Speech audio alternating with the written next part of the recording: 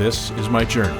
Inspired one story at a time, a library of leaders was created. It began as a journey to learn. As time went on, it began to grow. All it needed was a platform, and this podcast was created to listen, to inspire, to share. I am a storyteller, and this is my journey.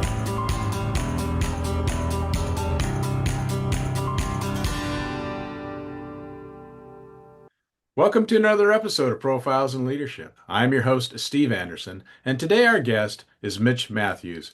He is a success coach, keynote speaker, and the creator of the top 1% podcast, Dream, Think, Do. Through the podcast and his coaching, Mitch helps high-achieving leaders and entrepreneurs dream bigger, think better, and do more of what they were put on this planet to do. He's been honored to interview some of the most influential thinkers on the planet, from best-selling authors like Brendon Burchard, Michael Hyatt, and Jamie Kern Lima, to Oscar winners, elite athletes, and world-class entrepreneurs. As a speaker and elite success coach, Mitch has also spent 2 decades working with leaders from organizations like Nike, NASA, Disney, and United Airlines, helping leaders clarify their purpose and lead with impact. Mitch is also the creator of the Authority Bridge, a high-touch coaching experience that helps seasoned professionals build a coaching and speaking business that's aligned, strategic, and legacy-worthy. Mitch lives a highly caffeinated life in Des Moines, Iowa, with his wife, Melissa, and their 2 wildly creative sons. So, Mitch, welcome to the program. It's great to have you. Thanks so much, Steve. I appreciate it. It's great to be here. So let's just, we heard a little bit in the bio, but give us a little context, where you grew up and kind of what your early influences were, and just kind of bring us to date. So Absolutely. fire So away. the short version of the story is I grew up in a small town in Iowa. It was one of those towns that you often see now in Hallmark Christmas movies, where it was a small town with a courthouse in the literal middle of the town with a little square around it with all sorts of little shops and things. A great town to grow up in. And I was kind of an extreme kid. I had a few interests in kind of some unique things, but one of those was bicycles. And at 12, I realized I was going to walk out that passion one way or the other. And there, in this small town, 2 blocks off of that Hallmark Christmas movie square, was Marty Schwinn Cyclery. And it was in the hole-in-the-wall building next to a Goodwill and around the corner from a strip club. So it was the place to be for a 12-year-old. Yeah. And so I basically spent every waking moment that I could of my 12th year that summer at that bike shop. And I did whatever I could to not get arrested for loitering. So I swept the alley, I dusted bikes, I painted trash cans, I even mowed the owner's lawn without his permission, just to stay in his good graces. And at the end of that summer, he and his wife decided to hire me. So I always say I had my first dream job at 13. And what's interesting is what got me in the door was my passion for bikes. But once I got through that door, I didn't realize it, but I quickly fell in love with entrepreneurship. And so I worked at that bike shop for about 10 years as I went through college and high school and college. And I always knew that I wanted to have my own business. But when I got done with college, decided to go into corporate for a while to learn my ways and get paid to learn my ways. And about a decade or so into that, I spent some time in business-to-business sales, and then had quite a bit of success in pharmaceutical sales. And my last couple of years of that, I got promoted into a bad fit job, which woke up those entrepreneurial dreams. And so I started to work on that, basically launching my own business on the side while I was working that bad fit job. And within about 6 months of that, I launched into coaching and speaking full time, and have been doing that ever since. Yeah, that's awesome. What do you think you learned working in a bike shop as a young kid? Oh boy, I could write probably 5 books on that alone. Yeah. The bike shop owner was a guy named Marty Doan, and I learned so much about life and entrepreneurship from Marty. And what's interesting is that those life lessons often come in the form of, something that actually, in a bike shop where it just smells like WD-40 and, it was an old building and all of those things. So it had all sorts of smells to it. But, in an environment like that, we would learn these things that might help us to sell bikes or put bikes together or, figure something out. But almost all of them were life lessons. And one of them I lean on every day, especially as a podcaster, as, somebody that networks and needs a vibrant network for my business and all of those things. One of the things that Marty taught me, and I think it applies to so many things, was early on, just to back up to our story, is he hired me at 13. The bike shop was called Marty Schwinn Cyclery. So you can imagine whenever that door opened, we had one of those little bells, literal Yeah. old bells that rang every time the door opened. Anytime that door opened, if people walked into Marty Schwinn Cyclery, who do you think they wanted to talk to? Do you think they wanted to talk to a 13-year-old hyper kid whose voice was cracking, or do you think they wanted to talk to Marty? And they Yeah. absolutely wanted to talk to Marty. And so I would walk out very excitedly and say, "Can I help you?" As my voice cracked. And they would blast past me saying, "I want to talk with Marty." And it was funny because a month or so into this, he pulled me to the side and said, "Mitch, I hired you so that you could sell bikes and take care of the things that, I don't make as much money at." He made most of his money from his mechanics, and he was a Right. wizard as a mechanic. He's like, "So we got to figure out a way for you to engage these people so that they don't interrupt me."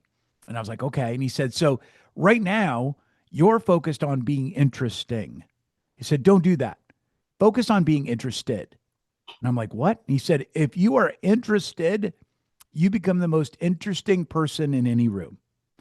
And so I leaned into that. And so when somebody, the next person that walked in, I went out and said, "Can I help you?" And they said, "No, I don't like to talk to Marty." And Marty had given me the line of, "Hey, Marty's not available right now.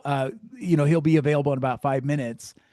And then instead of trying to be interesting or look incredible or trying to be Marty in some way, I just started to be interested. I just started to ask questions. And then this particular situation, he was wearing a t-shirt for a bike ride that I'd been on. So I was like, "Hey, did you go on that bike ride?" And he's like, "Yeah, I went on the bike ride." And then I was like, "Oh, did you get chased by that black Labrador, on that tall hill?" "Oh, yeah. Oh, that was something else." And then I was saying, "Well, what kind of bike are you riding right now?" And he started to tell me about the bike he was riding right now. And then I said, "Well, what are you in for? What are you looking for?" And he started to explain, while we were waiting for Marty, Yeah. he started to explain what he was interested in and what he'd come in to look at. And I was like, "Well, while we're waiting for Marty, I could pull one of those down." And so sure enough, I got him on a bike. We got him out test riding and all of those things. And about an hour later, that guy walked out with a $750 bike, which back, in the 1970s and 80s, that was a lot of money. It still is. Yeah. But I just remember it almost felt like somebody had given me a magic wand. Like all of a sudden, just literally in an hour, my life changed. And that really became a central focus of my life. And it served me well as any room that I walk in. I hearken back to what Marty said. Don't try to be interesting, be interested, and that makes you the most interesting person in the world. What a great lesson. Yeah. So that ride on his shirt probably was, what do they call it? Brag right, right? What's that? Ragbri was one of the rides. Yeah. His was on a different ride, but Yeah. Ragbri went on as a bike shop. We went on it, but I went on it, I think about 10 years, 12 years, which Yeah. is a bike rides that's supported by the Register, the Des Moines Register, that Yeah. goes Yeah. coast to coast for across Iowa. Yeah. It's iconic. I've never been on it, but I know a lot of people who have, and they brag about it all the time that It it's is. It's an experience. I will say, whether you're a bike rider or not, but especially if you're a longtime biker, there is something to owning a road for a whole week because there are literally thousands. Usually it's about 10,000. Sometimes it expands to 12,000, 15,000 some years. So every road you go on, bikes are the only thing you see ahead of you, behind you. And so, sometimes in Iowa, when you're riding on a highway, you're taking your life in your own hands because, there's all sorts of traffic, there's farm implements, there's all sorts of things. So to have a whole week where it's just you and a bunch of other bikers is pretty Yeah. heavenly.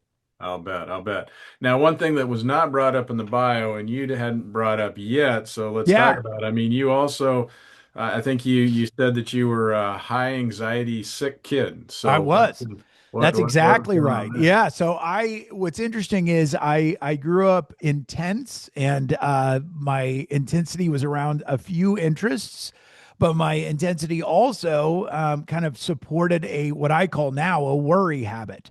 And I would worry. I was a black belt level worrier. I was the Tesla of worriers. I could go from 0 to 60 in 3.2 seconds on worry. And what's interesting is it wasn't like, oh, Mitch is uncomfortable. It's, oh, Mitch is unhealthy.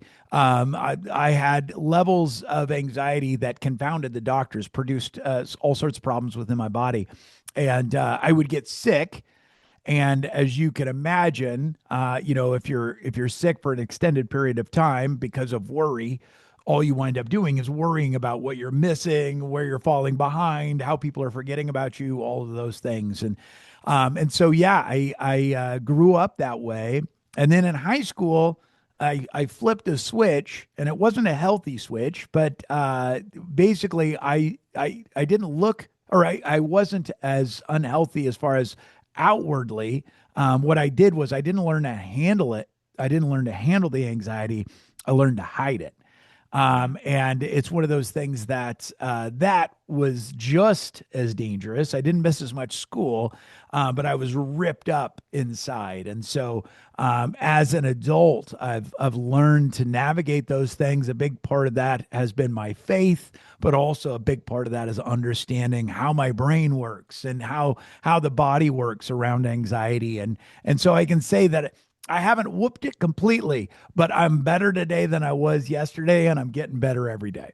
That's fantastic. Well, now Yeah. you're considered to be kind of the coach of the coaches now. So Yeah. definitely something that you found that your gifts are used and your passion is there, and so now you've got this reputation of not only being a coach but being a coach to coaches. So Yeah. that's got to feel good. It does feel good. And it's one of those things. I didn't necessarily seek that out, but you know how this works, and that sometimes when you find those things that you're naturally good at, then people naturally find you. And I did get promoted into that bad fit job in my last position in the pharmaceutical world. And it did wake me back up to the idea of having my own business. And as I started to think about what that might be, my wife actually brought me a magazine because that bad fit job, it was killing my soul, and she was concerned about it. And one night I got home, it was a particularly bad day, and she's like, hey, I found this article, and it was in a business magazine.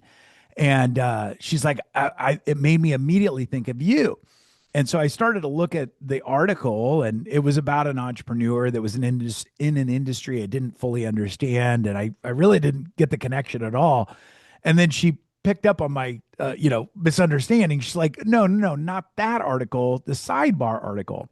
And the sidebar article was all about how this entrepreneur had hired a coach, and they profiled this entrepreneur's coach in this side article.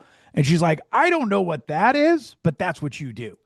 And I Mhm. was like, oh. And so I started to dig into that and to realize that coaching was actually a thing that people hire people for.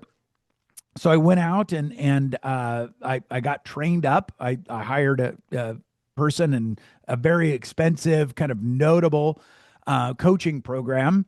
And what's interesting with that was there was no business training. They taught me to be a little bit more competent as a coach, but there was no business training. And so I just floundered at it for a while. But then I kind of, in prayer, promised God, I was like, hey, if I can work this out, someday I'll help other coaches to do it too. Because it was touch and go for a while. Yeah. And so in 2002, we did launch full time, and other coaches started to notice that what we were doing was working. And so in 2006, we started to help other coaches. They kind of demanded to know what we were doing and those types of things. And then that turned into online training in 2011. And since then, we've been able to help thousands of coaches, it really is one of my favorite things that I get to do because I have a dream. It's a weird dream, it's a big dream, but of launching or being a part of launching a million dreams in my lifetime. That's why our podcast is called Dream, Think, Do.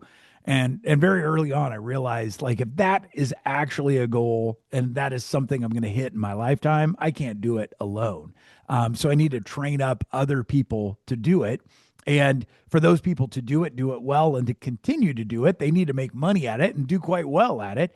And so we just figured out that we need, as we help those people to coach, we need to help them to be amazing coaches, but we also need to help them understand how they can have a coaching business that actually pays them well. And a lot of the folks that we help now, you mentioned the Authority Bridge, a lot of the folks that we help now are successful leaders and entrepreneurs and executives, and they don't leave their jobs. They just have coaching and speaking and sometimes consulting on the side. And that has been a beautiful thing. The Authority Bridge is a way that we help people to do that without blowing up their lives or blowing up their careers. But it just adds some satisfaction, it adds some novelty, and it definitely adds revenue for them too. So it's been a lot of fun, and it's been super satisfying for me.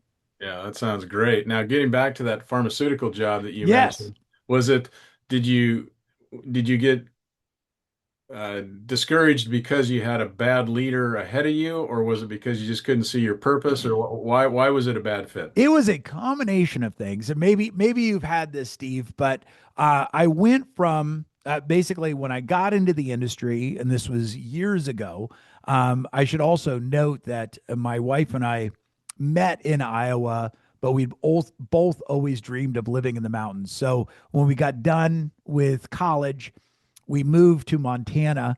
And in that time, then I got into the pharmaceutical industry. But my territory was two-thirds of Montana, half of Wyoming, and a quarter of Idaho. So I always said I covered the northern half of the Louisiana Purchase, Yeah, which I loved. And it was a it was a lot of great. space in There was between a places. lot of Yeah. space, and I was driving around God's country.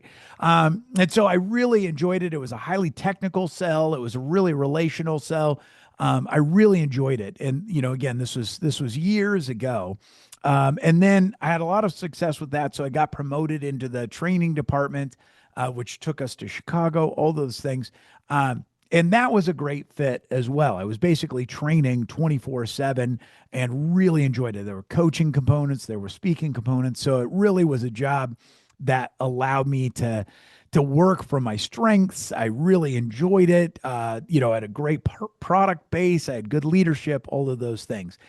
But then I took a promotion primarily to move us back to Iowa. By that time, we'd had our two cubs, and we decided that maybe we should get them back to Iowa so they could, grow up close to family and all of those things. So I took this promotion in order to get us back to Iowa. But within hours of taking the promotion, I knew that it had probably been a mistake. And part of it was I switched leadership, part of it was I switched product groups, but a big part of it was that I changed my role.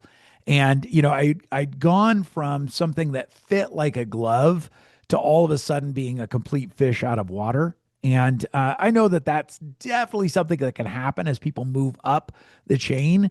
And for me, it's one of those that I think if I could have seen beyond that role and said, okay, this is just something to get through, I probably could have stayed with it. But that really did wake up that dream that had really started back as a extreme 13-year-old at Marty Schwinn Cyclery of wait, I don't know that this is where I'm supposed to stay. And so it was rough. It was a hard season, but I'm wildly grateful for it as a wake-up call to say, hey, that's probably not where I'm supposed to spend the rest of my days. And that helped me to pivot. And for me, that meant starting something that I owned and could build on my own. So let's talk about the podcast a little bit. It's called Dream, Think, Do, and in the bio Yeah. we said it was in the top 1%, but I looked on Yeah. Lipton Notes and it's actually in the 0.5 top Yep. percent. That's just it. So, Yes. So so thank you for anyway, doing the research. Yes. yeah. So, You're fact checking me, Steve. You're fact well, checking me. yeah, and so to say yeah, you're killing it. So when you think of all those interviews and all those amazing people you've interviewed, can you think of one that was like People ask me this, and it's hard. It's a terrible question, but I'm gonna ask it anyway. What's one of your favorites, or what's one that sticks in your mind the most that just was like really compelling? Oh yeah, there's been so many fun ones. I've really enjoyed them, and I've gotten to interview some famous folks. People that you mentioned, Olympians, Oscar winners. One of my favorites is somebody. He's an Oscar winner for special effects. And so it's always interesting to interview somebody like him. But I can tell you some of my favorite interviews are people that you aren't household names, aren't common names, but their stories are so compelling. And one of my favorites is of a particular episode where I got to interview a uh, a really successful trial lawyer from Missouri. And what's interesting about him was that uh, his name was Sean Askinosie, and Sean was pretty much unbeatable in the courtroom. But what I love about Sean's story is that he started to realize that he was losing his edge. More importantly, he was starting to lose his passion for the law. Now, nobody knew it. Like he wasn't losing in the courtroom, his performance wasn't dropping off, but he just knew, he just felt it. Yeah. And so what I love about Sean's story is that he didn't just blow it all up. He didn't just quit. He didn't make, bad choices to self-sabotage.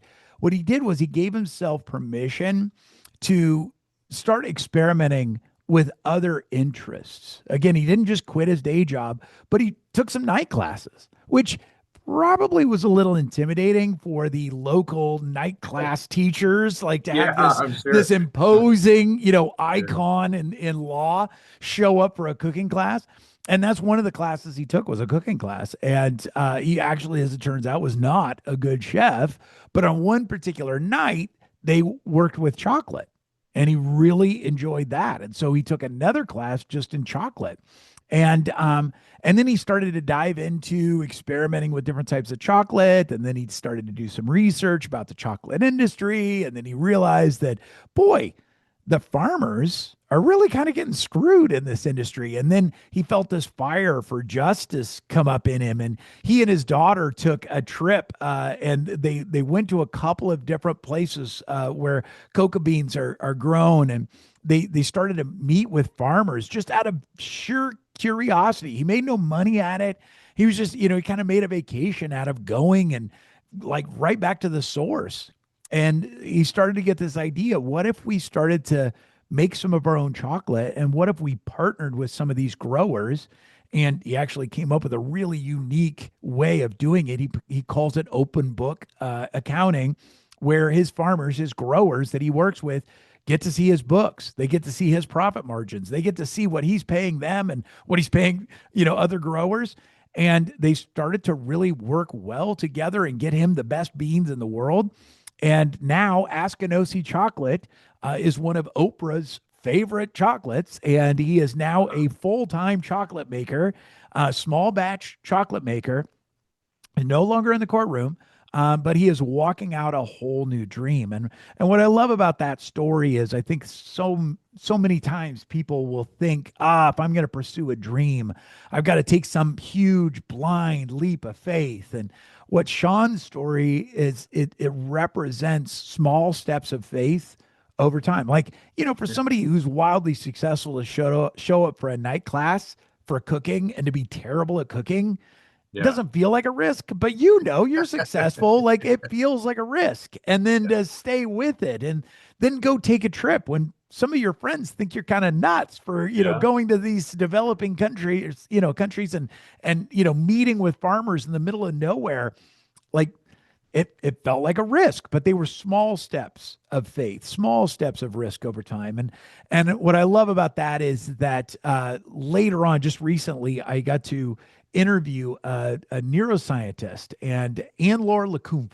She's French. I had to practice that. Yeah, Yeah, I'll bet. you get those names where you're like, aha. And I I just, know. but Anne-Laure Lecomte, and Anne-Laure helped to capture in some ways that what was going on in Sean's brain. She talks about that executives and leaders and wildly successful people will experience something called bored out, not burnout. Now, Mm, being bored out, the symptoms feel a lot like burnout. You get fatigued, you get frustrated easily, you lose your passion. She's like, it really feels like being burnout, but being bored out, and it rarely happens for unsuccessful people, but it often happens for successful people because being bored out is what happens when you do the same things over and over, which is what successful people have to do, right? We have to find our routines that work. We have to find those systems that deliver consistently. She said when we experience those things and do those things over and over and over, we become bored out, which means we start to feel fatigued, we start to feel frustrated, we start to feel bored. And she said what's interesting is she said you don't have to blow up your whole life. What you need to do is you need to introduce just a little bit of novelty consistently. And that's exactly what Sean did. Sean went to a mhm, cooking class. Then he started to mess around with chocolate. Then he started to dive into the industry, all of those things. And he was breaking free of being bored out. And so I love this question because again, we've had over 400 interviews, so there's a lot of favorites, but Sean's is one of my favorites because I think it represents what a lot of us need. It's really interesting that you said that because when you are in a career and you're working hard and you're working long and you know you want to do something different or maybe move to the next level or whatever, that can be really overwhelming. Yeah. But yet, you hear a lot, people say, well, you got to jump in, you got to dive into the lake and do it all at once. And you just described maybe not. Maybe you start incrementally and you try some things and you get out of it. So, it's an interesting strategy because, you hear both sides of that because there's a lot of people that are, get into their careers midlife, career, and then they've got the mortgage and the car and the expenses and the kids and whatever, and it's like I want to do something different, but I just Yep. can't do it. And so you get burned out, like you said, doing what you've always done, whether it's bored or burned out. Yep. What advice do you give to people that call you up and say, "Hey, help me get to the next level"? Yeah, What do you do? absolutely. I love that. And that's one of the reasons why the Authority Bridge has been so much fun because it's an example of allowing to inject some novelty into what you're doing without blowing up your life. So that's been something that's people have enjoyed because being able to learn or develop a new skill, that's one of the ways we can inject novelty. So I know for a lot of us, a lot of the folks that go through the Authority Bridge, we're taking people who have, been managers, they've been leaders, they enjoy coaching. But as you know, oftentimes as you move up that ladder, you don't get to do the one-on-one coaching in the same way. Or when you're leading a team, it does shift. Like, you actually need to establish performance in specific ways that often are, mandated from up above as opposed to helping that person become best version of themselves. And so they often love, injecting and having those opportunities to coach and develop somebody, or speaking. We help them become speakers too. And just the stretch and the adrenaline rush of teaching on something that you're passionate about as opposed to a topic you've been assigned for a job or a project, it just lights them up. So I think that's huge. But a big part of all of this though, Steve, is I believe it starts with permission. And we live in a permission based culture. Oftentimes we need to wait for somebody else to give us permission to start, to join, to be accepted. You had to be picked or selected or asked to come to the university that you went to or the school that you attended or the team that you played for. Oftentimes you had to be picked, right? Somebody had to give you permission. And I love Seth Godin's one of my favorite writers, and he has a great quote. And the quote is, "Reject the tyranny of being picked, pick yourself." And it really is, it's about giving yourself permission, not waiting for somebody to give you permission to take that night class or to try something new or to experiment with something. Not wait until you get picked to join a club to do it. Just start. Give yourself Yeah. permission to start small, but start. do something new. Don't wait for somebody to select you, or don't wait for somebody to present something to you. Create it. Yeah. Yeah. And you have to know, what fits good and what works. A personal story is, so when I retired from my CEO job, my family gave me this gift that I was so excited about. And I got to go to San Francisco and go to international pizza school because Hey, yo, I I, just I got love hungry. I love to cook, and so my mentor was the most decorated pizziolo in the world, Tony Giamaggiani. And so I went down there thinking it was going to be all fun and games, and it was the most intense week of my entire life. It's like And boot camp. oh my gosh. And the caliber, I was in there with all these chefs and I'm the dad chef, so it's like it was crazy. Long story short is I finished it. I graduated somehow and I'm certified in both the US and Italy as an That's what I'm official talking about. physiolo, which is great. But, when I was down there going through it, my mentors kept saying, and when you get home, you can open a restaurant and you can get a little thing on the corner. And they were just encouraging me to do that. And it's like, I knew in my heart that I love cooking pizza and I'm pretty good at it, but I don't want to work as hard as owning a pizzeria, That's exactly right. And that's a So, beautiful thing, right? To be yeah, able to say, hey, I'm going to draw my boundaries around it. And just yeah, because, a lot of the people going through that school probably that was their dream to go open a restaurant. For you to go, hey, my dream is to make a great pizza for my family. And that's okay. Like that too feels like a risk to have a different kind of dream. But to give yeah, yourself permission to have your dreams, that's one of the yeah. greatest gifts you can give yourself. And do it in your way. Another Right. story I love to tell in that experience was I came home from the day, and I was exhausted, and I was staying with my daughter. She lived in San Francisco, and she said, "Well, what went on today?" And I go, "Well, they put us, there were only 5 people in the whole class, and they put us Wow. in, groups, and I was with this professionally trained chef, and he was so good. I was so intimidated." She goes, "Well, who was it?" And I go, "Oh, that was Francisco Magoya." And she goes, "Oh my God, Dad, do you know who your partner was?" And I go, "No." She goes, "He was on the Anthony Bourdain show last month." So I'm like, okay. So anyway, We're not talking part-timers here. Wow, no, no, no. your I family was gave you a No, gift. they gave me a gift not knowing what it was, but in retrospect, it was the most intense week of my life. I learned so much and it was so meaningful, but Yeah. like I knew that, I wasn't doing it for that reason. So, Yep. I learned a great skill. My friends and family appreciate it and I enjoy it. But I didn't do something crazy that was outside my wheelhouse at that time of my life. So, Right, exactly. And you also knew which direction you wanted to go, right? Like and I think a big part of that, I love that story is that your family and yourself, you hold yourself as capable to say, "All right, I'm going to try it." Like I don't know, yeah, but to hold yourself as capable to step into that, but then also to take it where you want to take it, not just where everybody else thinks you should take it, right? That's yeah. that's such a great metaphor. Yeah, yeah, for sure. So another thing I discovered in doing a little research on this is, one of the things you talked about is how do you hold someone as capable, and how does that help them learn?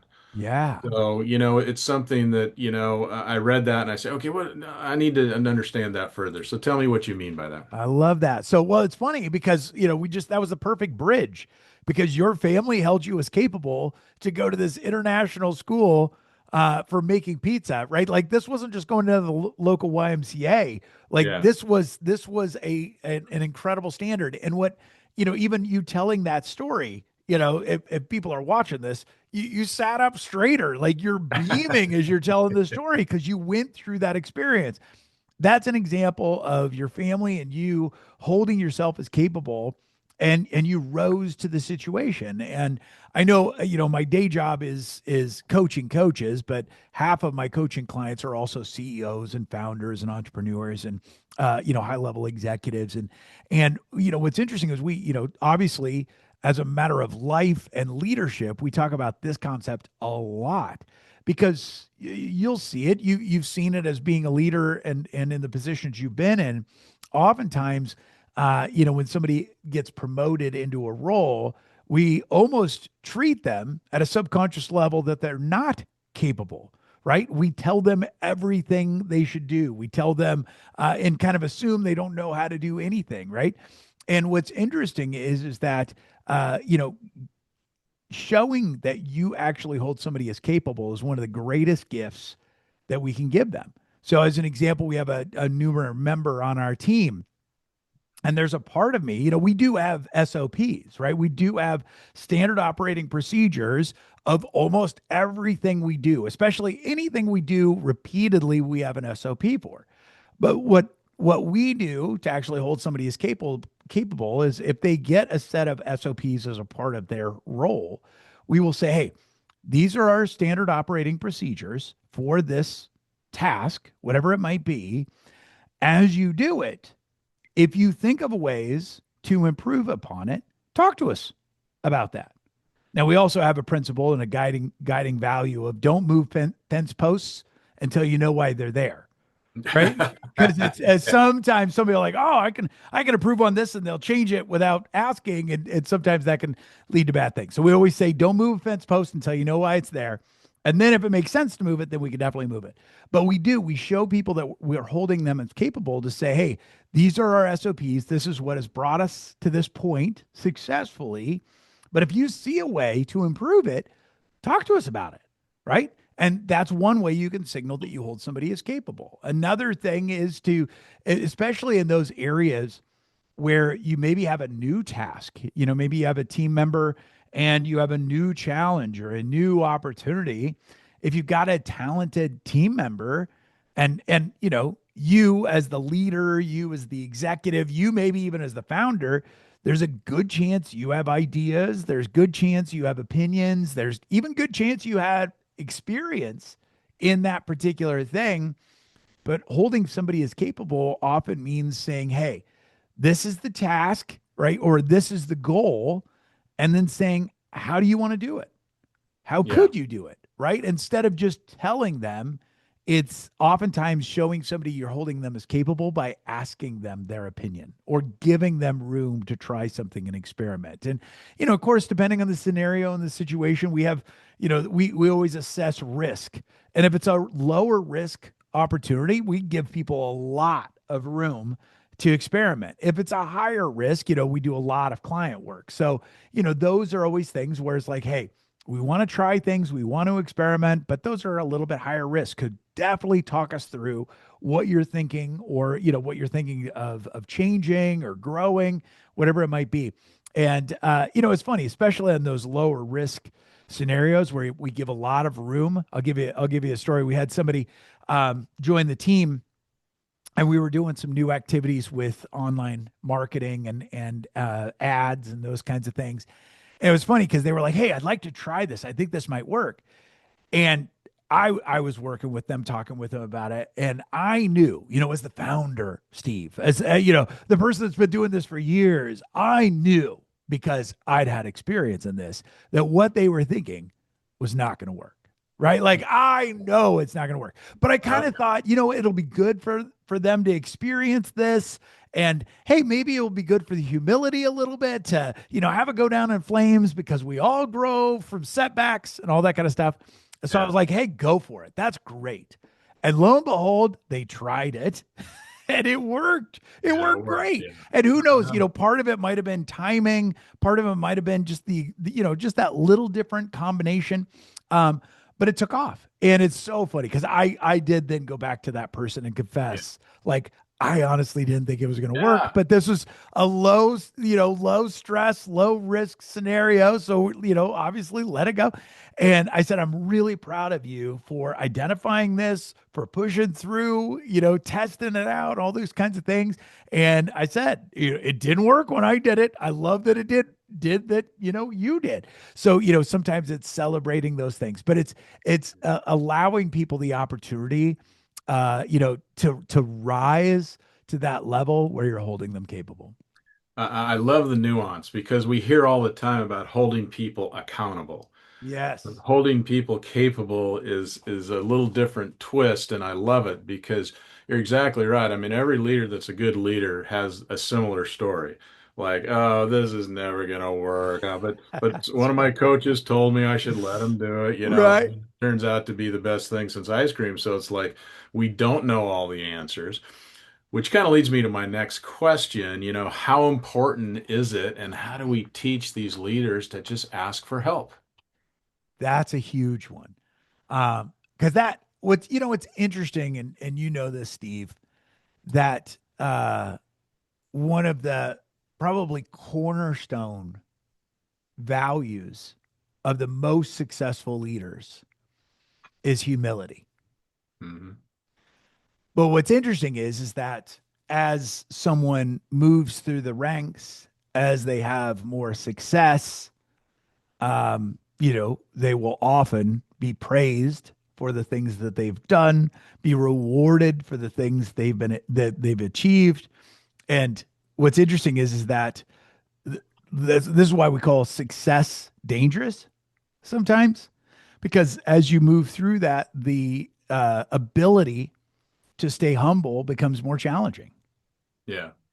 And so what's interesting about that, and especially now, I think every generation has their thing, their challenge. It seems like this, the last few years, the last decade, maybe a few more challenges, kind of big, bigger challenges like, global pandemics Yeah. and things like that. I know there's always a challenge, but it seems like our world is moving faster than ever. And, entities like AI, where there's still a lot of question marks, all of those things.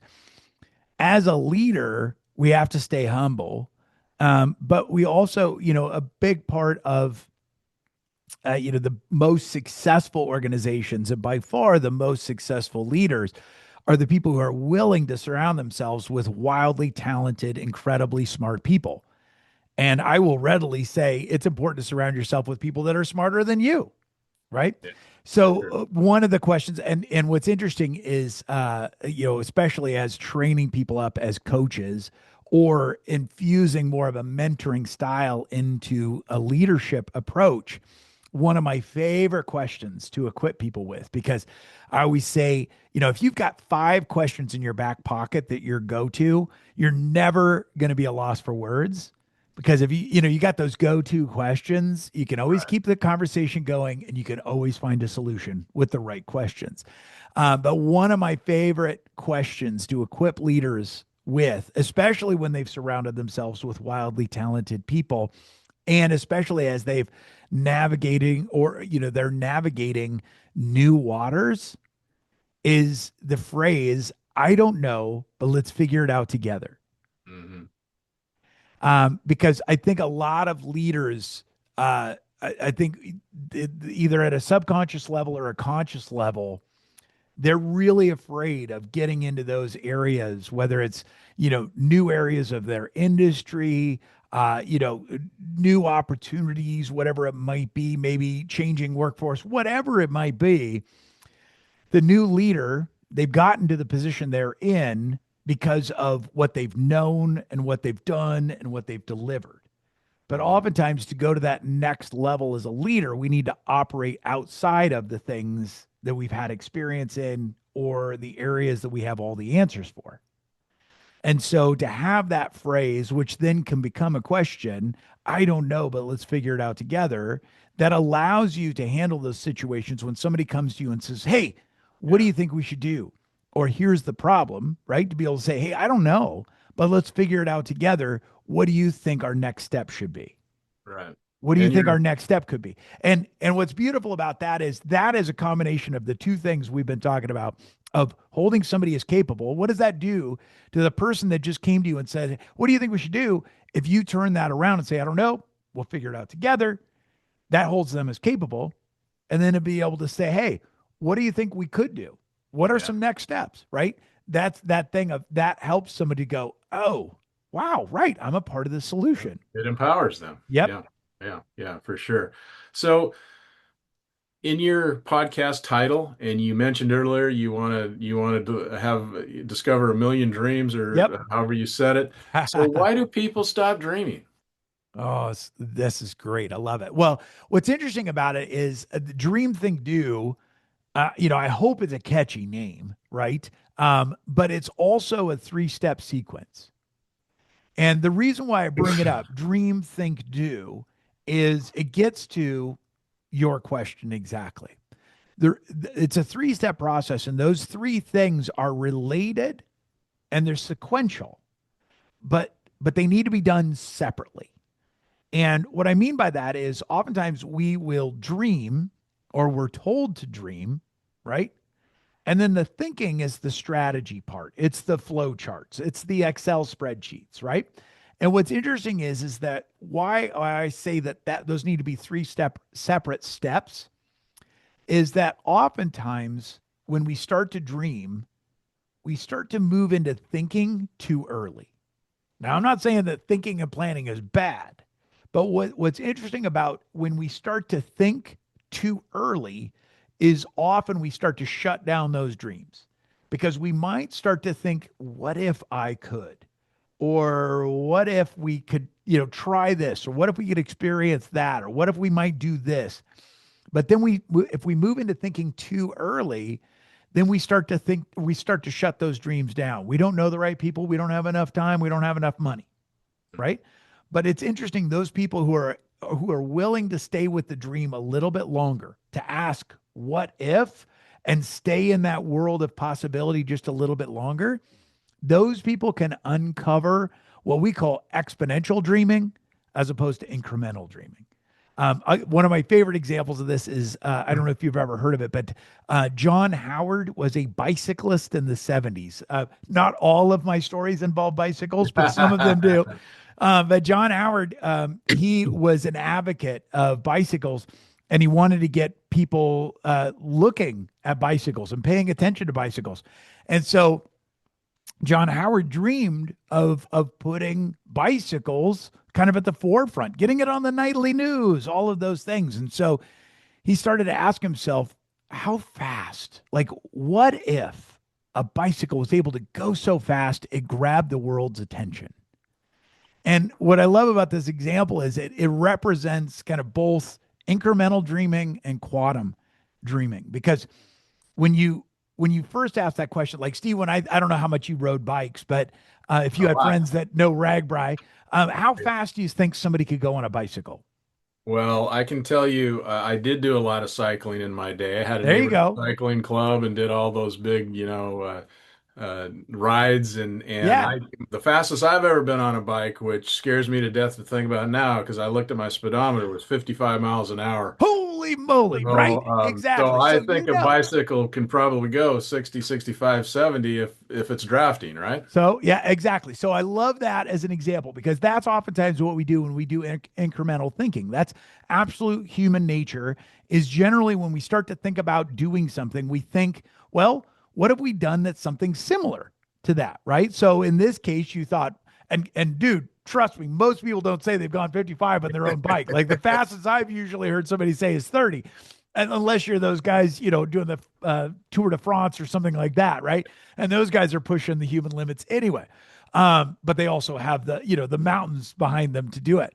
But what's interesting is that John Howard said, "What if somebody went 150 miles an hour?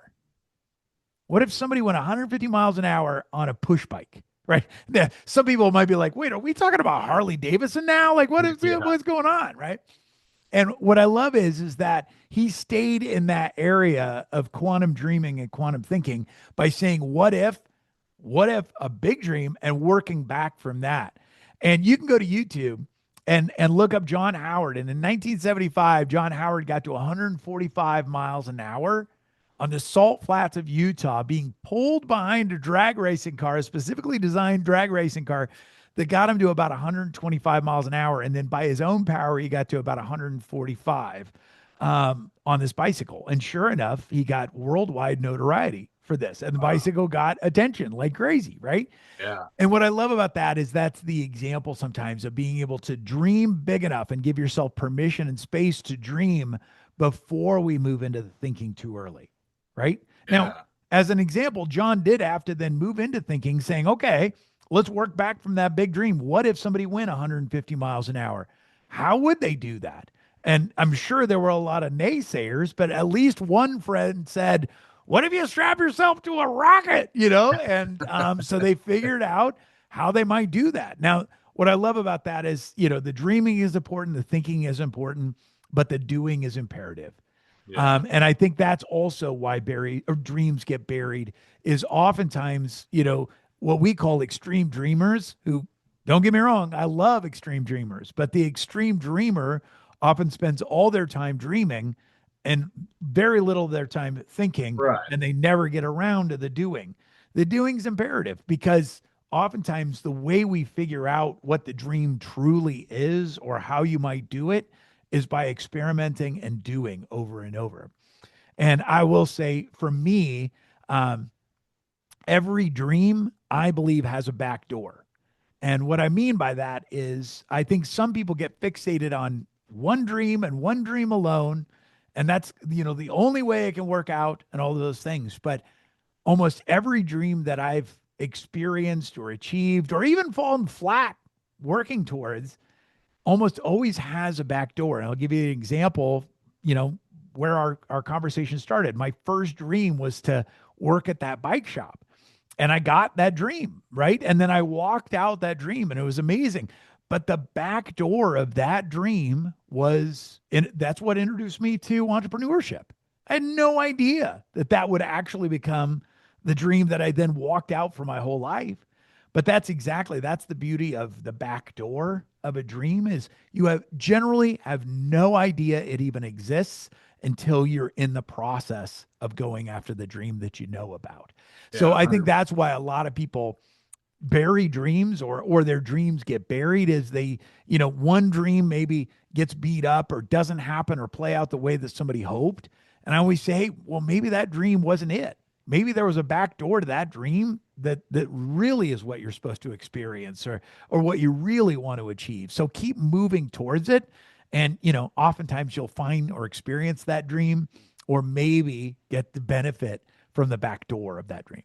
Yeah, we just talked on an interview I had just before you where we talked about how sometimes people, you don't know, you have no idea what's going to be at the other end, but you Yeah. need to just move forward. And the people that try and figure out exactly what's going to happen are the people that never get started or they get lost. And so many things in your description came to mind, because I know that you should share your dreams, you should talk Yeah. about your dreams.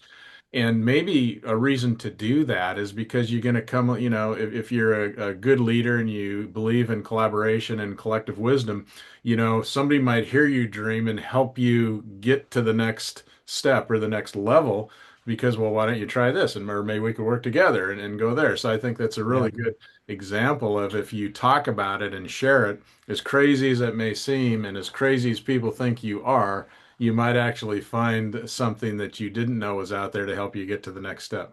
It's absolutely true. It's funny. We do an activity called a big dream gathering where we get people in a room. We've done these all over the country. And we get them to dream and then post their dreams and then help each other out. And we often will do them within corporations. In fact, we just done a couple this month virtually, which was great. And one of the organizations we worked with, we had 8 different offices participating. We had 6 different time zones represented. And one of the leaders of the organization was like, wait, are we just having them dream about their job? And the people that hired me as the speaker were like, no, we go way beyond that. And one leader was pushing back saying, why would we do that? Why do we want them to think about anything outside, their current work? And it's funny because the organizers that we spent time with, they understood and they made the case for it. They were like, hey, do you realize that if people know that we want to know them as an employee, but we also want to know them as a human, that helps with loyalty.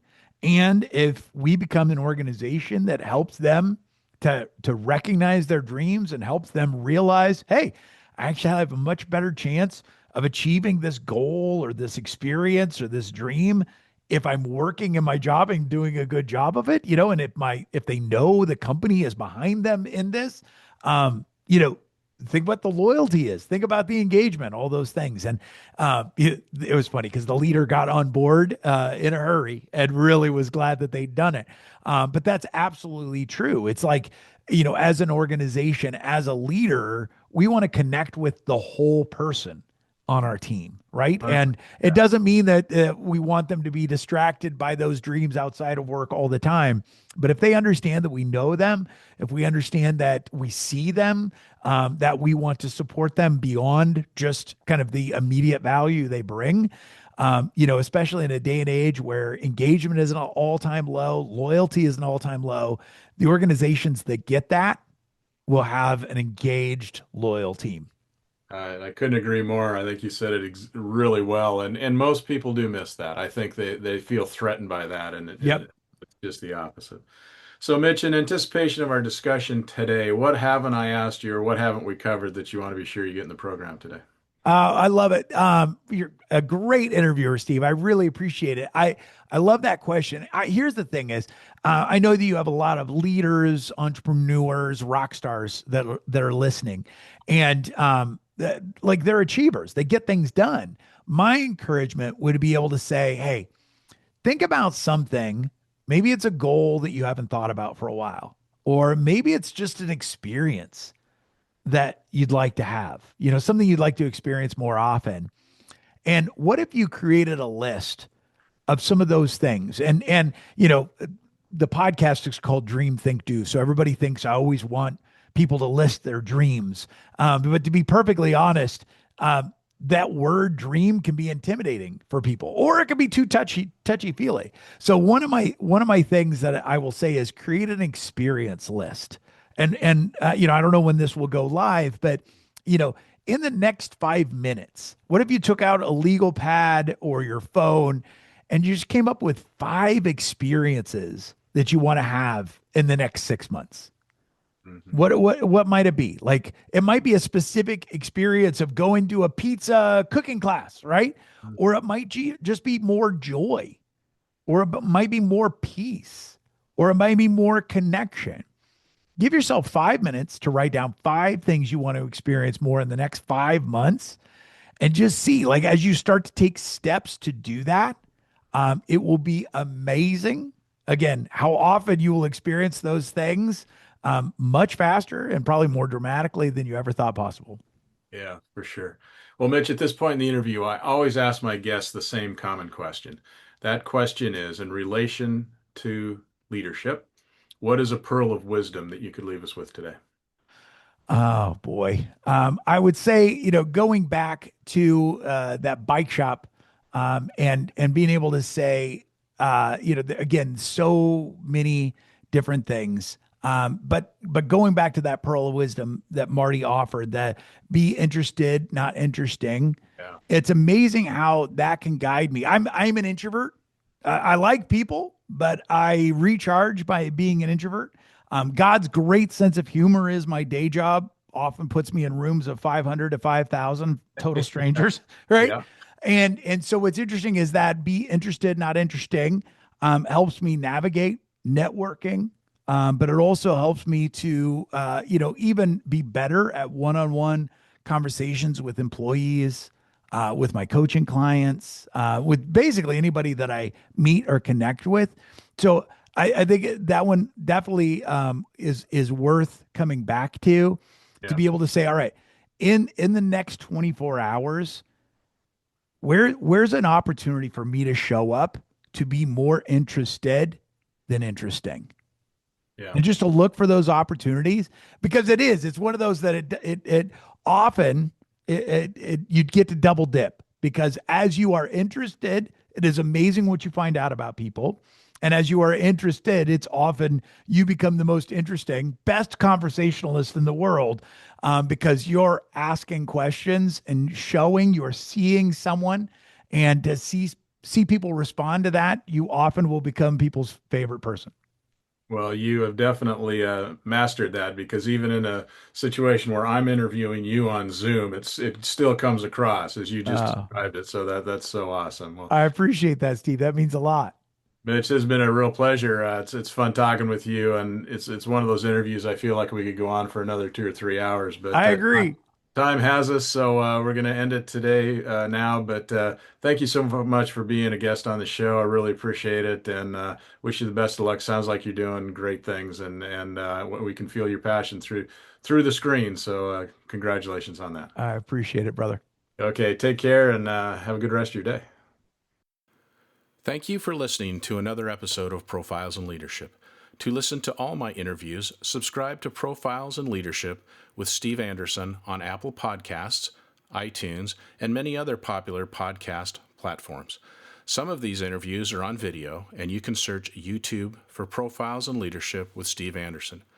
You can also access the entire library of interviews on my website, orange.coaching.com, and that is orangetheword.coaching.com, and go to the Media Center and click on Podcasts or Video Gallery. You can also enter the website from pilpodcast.com.